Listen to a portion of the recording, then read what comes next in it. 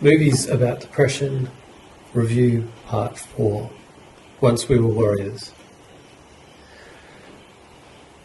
This film is a pretty powerful one, shot in New Zealand, late 80s, early 90s, and pretty much follows the Maori family, big family, that live in the industrial estates of Auckland, and the struggles they go through.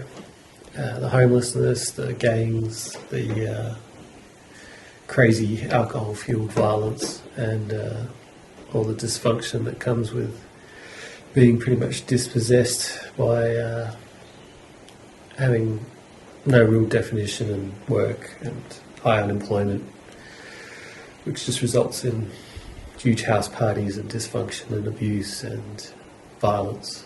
So yeah, the movie is basically a exploration to domestic violence at its core, but it also goes into the way that it impacts family as well, and especially in the formative years of young people's lives, how they are perceived and how they are received and basically put into categories or used by the police or social services, or all these different things come to mind. But yeah, it's just this overall look at time in history that's pretty much relatable to most of society, but you don't see good movies like this being made anymore. You don't see people doing raw performances. I mean, such as you'll see in this movie. It's very powerful. It's very harsh and intense, but well worth a watch. And the next one is Falling Down, which is your classic incel movie, I guess. Michael Douglas as the, again, dispossessed male that's just lost his job and has one of those days on a low part of his life where everything seems to go wrong. We've all had that. But yeah, this goes into the almost condensed version of a man who's been divorced, restricted from seeing his kids, got issues with violence, he's got a kind of military precision towards everything. He expects the world to kind of behave in a certain way, and it's also showing that 1950s American dream slowly getting swallowed up by bureaucracy and laws and gangs and just the demise of society that's losing its industrial core. It also has that deep fascist element in there, where you've got your different cultures trying to live together in a weird kind of harmony, but never works. In the movie, it's blamed for being racially divisive or even insightful, because it deals with a neo-Nazi and a Korean and Mexicans and your whole gamut of people that are considered minorities or hated minorities. But yeah, it shows that there's no real kind of place for anybody to have a role of, would you say, masculine definition in this day and age? I don't know. But he has that element of trying to be a man in a traditional sense, and it goes horribly wrong every time he asserts his masculinity, and he seems to always run into people that are also playing the ultra-masculine game as well, which doesn't fare well for anyone. And the only times things go right for him are basically when he shows kind of a malevolence towards other people in not caring. It doesn't end well for him. The movie is not a happy ending, but it's a good movie to watch. Next one is an Australian movie called Australian Rules, and this one is shot in South Australia, which, if you don't know, is where the desert meets the sea, and it's pretty isolated. Based on a true story, and it was actually filmed in the area where the true story came from, which is the usual small town local divide of Aboriginals that live on a mission and the white Australians that run the small township and farming, and how they relate. So it's two young fellas that quite good friends playing football, and in that sense of the word, it's quite poignant that they're kind of talking in poetic kind of use of language, and the fact that they have to have a sort of a team that relies wholly on having Aboriginal people to make up the lack of white people in the town kind of shows the nature of Australian divisiveness in general.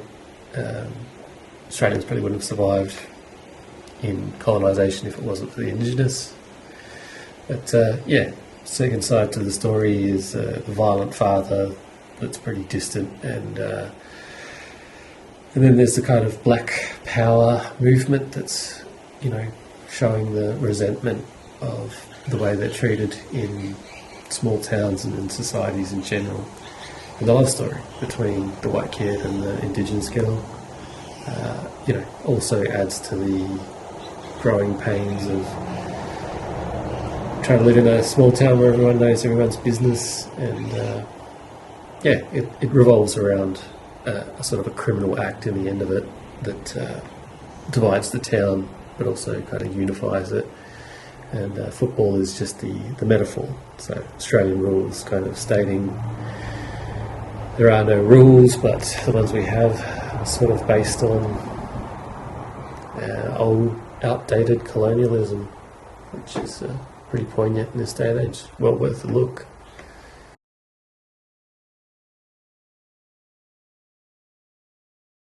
So the next one is Black Comedy Art School Confidential, which is brilliant if you've ever been to a liberal arts college, because it pretty much nails the cliche 100%. John Malkovich apparently jumped at the chance to play the cynical art teacher in a liberal arts college. But besides that, it has this darker element of showing the art of celebrity, which we now have. This is one of those movies made pre-smartphones, and basically the love story revolves around somebody who's passionate about the arts in a romantic sense, being outdated and outmoded by modern arts that are all trends, or anything that's unusual or different is the forerunner, rather than classical arts, which is all sort of realism or something really beautifully done in a romantic sense. So it follows the main art school protagonist with his fun roommate friends of a director and a gay guy that does fashion, and how he gets involved with a older artist that used to go to the school, that's angry at the world, and it's kind of an incel that teaches him how to be a cynical artist, and that's where it goes from, with that secondary story of murders happening around the campus. So it's interesting layers, but very funny. So the next movie is Samsara, which I watched many years ago now, but kind of the flawed character. So Buddhist movie, guy meditating for God knows how long in a cave, till he was almost dead, and people surrounding him in the Buddhist community are basically thinking he is the next guy that's going to be the super enlightened being. I'm just sort of rationalising the culture here, I'm not really knowing it. But he becomes obsessed with women, and all of his hard work at being the holy man Buddhist goes down the drain, and he's left to follow the world of being a husband and working, and all of the horrors of being ripped off once he's out of that protected realm of the Buddhist temple. And it is the fracturing of a person's personality to grow through into something else, and the lust and greed and all the travails of life that comes with not being in a messianic role, pushes him to the limit and gives him sort of a new insight. It does have some of the best erotic scenes in a movie, I'd say, but just to see it as a format of someone going through immense change and not living by the structure and having that fallen down and stripped away from him, it's very interesting, because it's classically what you'd call a depressing movie with no real happy ending, but it does make a lot of sense when you watch it.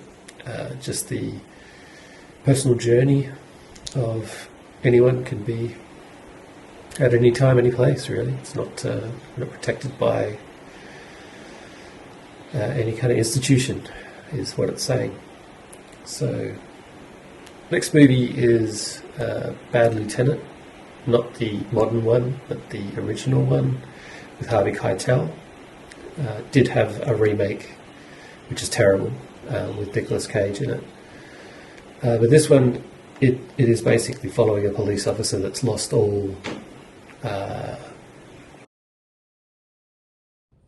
lost everything, as in belief, family, responsibility.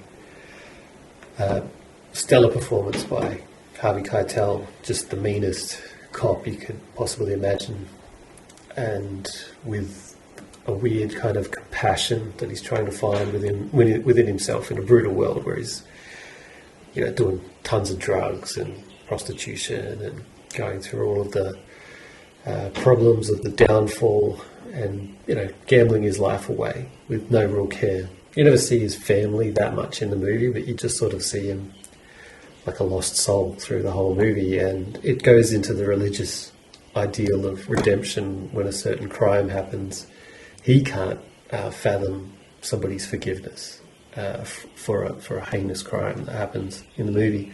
Not going to give too much away, but it's brutal, and it's very necessary to watch a movie such as this, where you've got a person that's drugged to the eyeballs 24/7 and making enemies everywhere he goes, and watching it all fall through the man's fingers, when at any time he could change his ways and continue on. There are some specifically abusive scenes in the movie that are really well acted, and you couldn't really fault it, but memorable. And nothing compares. Even the new cartoony version of Bad Lieutenant they did, this one is the real deal. Even though it had a classic song stripped out of it, but it's still fantastic. Now, the other one is I think Irving Welsh book that's been converted, and it's called The Filth. And it's pretty much a policeman falling down and making everyone else's life under their control, to try and manage some depression of loss of a girlfriend that's disappeared on him, and he's just got a cynical view of society where he hates everyone and hates everything and can't get over it. And there's a lot of people like that in society, so they always usually use cops because they're in such a, romantic view of life. They're near all of the action of, surrounded by people that have a romantic ideal of fatalism. So you have people that are prostitutes and drug dealers and everyone that are doing things against society. And whenever a cop falls out of the world of control, it's always a Hollywood-style downfall because the expectation is so great. But it's a fascinating movie, very Masonic view of the police force, but interesting. And the fact that drugs, alcohol, mental illness, losing your ability to consciously tell the difference between what's going on in your mind and what's not real is fascinating to watch. It's really good acting, characters, but slightly cartoonish, which goes with the drug fueled adventures. But you could picture it happening to anyone in any kind of paid work that has to deal with harsh realities. So The Filth, it's an interesting movie, and immaculately acted. Next one is Donnie Darko, which is if you love 80s soundtracks, it's great. It's Gillian Welch's sort of first breakthrough movie. Watch it for the fact that it's made like a M.C. Escher drawing, where it has that infinite loop, or the Ouroboros kind of effect, or the staircase that never ends, that kind of thing. The story just builds and builds and builds.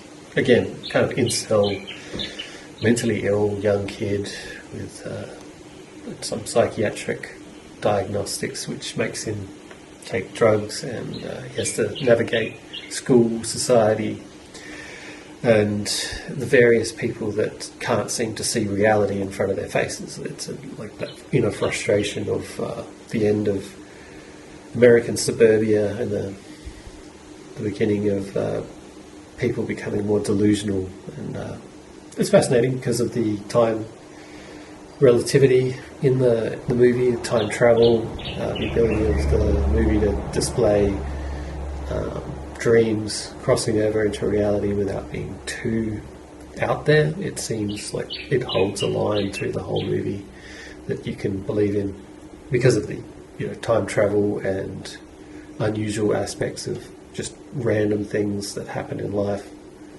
Seems plausible because everyone's had an experience where something has gone completely out of context. In this movie, it happens to be an engine from a plane falling out of the sky. I don't know where it came from, but it lands in a house. That's Donnie's house. So, hard to follow, as in it doesn't have an end or resolve. So, per se, it does, but it doesn't. It just keeps on asking more questions about past, present, and future. And it just reminds you of what the 80s was like generally, where people did their own thing. Leaving Las Vegas is the next movie I'd pick, which is your ultimate heroic alcoholic movie. Screenwriter that gets fired or given his paycheck to leave, divorced, and then he falls down, decides to drink himself to death. It's your basic movie premise of a depressed guy, but you'd think it would be quite morbid and not enjoyable to watch, which it would be, except for the fact that Nicolas Cage's character meets Elizabeth Shue's character, who is a hooker, and they both find resolution in each other's transgressions and agree not to blame each other for the fact that they want each other to change, which is a pretty good end of the line premise for a relationship where people live in denial of each other. So mutually assured destruction with their own problems in their own separate lives. But it has inspired a lot of people to drink, I guess, or if you're a recovering alcoholic, and I'm not recommending this movie, but it shows the actual problem with when alcohol becomes an opiate and an addiction that slowly pickles the inside of all your organs and then turns you into a stinking mess of trouble. And that isolation that you get from it is what people crave, I guess. And in this movie it shows it quite well, that people are always looking for a way that they can be not victimized, but isolated from everyone else as a safety valve, using either sex, drugs, or alcohol to, risk it all. And it's got a really slow-moving feel to it. Good soundtrack, even though I don't really like Sting. It suits the movie, and the sad elements are not that sad. It's just more powerful, with two characters that are out to destroy each other in their own way, but looking for redemption and not finding it. So it's definitely a movie for a rainy day, or when you're feeling in that kind of mood, but possibly not a good drinking movie if you're a recovering alcoholic. The last one is your definite glorification of alcohol movie called Barfly, which is a Bukowski book. This film stars Mickey Rourke.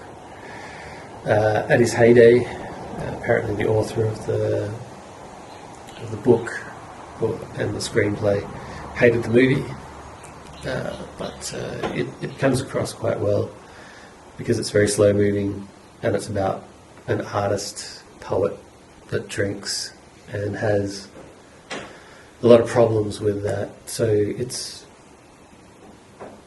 him navigating his self-destructive ability to survive as a bum that hates the world in a cynical kind of way, and pushes the limits, but he always has to get a job and fight for his heroic,